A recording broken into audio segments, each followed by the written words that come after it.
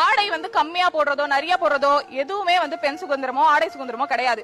நங்கேலி மார்பை அறுத்ததுக்கு பின்னால் இருக்கும் அரசியல் போலவே நாங்கள் பிராவை அறுப்பதற்கு பின்னாலும் அரசியல் இருக்கிறது. ஒரு பிராவை வந்து எவ்வளவு வந்து போட்டுட்டு இருக்கிறது எவ்வளவு கஷ்டம் அங்க இருக்கிறவங்களுக்கு தெரியும். பிரா இல்லாம ஒரு பொண்ணு ஒரு வீட்டுல உட்காந்தானா அப்பா இருக்காங்க பிரா போடுன்றாங்க. அப்பா தானே இருக்காரு, நான் ஏன் பிரா போடணும்? டிஷர்ட் மட்டும் போட்டுட்டு இருந்தா எங்க அப்பா தானே. சித்தப்பா வராரு, பிரா போட்டு டிஷர்ட் போடு. சித்தப்பா தானே, மக தானே நானு. அதையும் அவங்க அசிங்கமா எடுத்துக்கிறாங்க. பிராவை வந்து கண்டினியூஸா போட்டுட்டு இருக்கிறதுனால தழும்புகள் ஏற்படுறதுல இருந்து அதனாலேயே கேன்சர் உண்டாகிற வரைக்கும் எவ்வளவோ பிரச்சனைகள் இருக்கு. ஆனா சொல்றது அந்த இடத்துல பிரா போட்டுட்டு டிஷர்ட் போட்டுட்டு 24 மணி நேரமும் பிரா போடுறதுனால ஸ்கின் டிசீஸ்ல இருந்து கேன்சர் வரைக்கும் எவ்வளவோ பிரச்சனைகள் உண்டாகுது அந்த தழும்புகள்னால.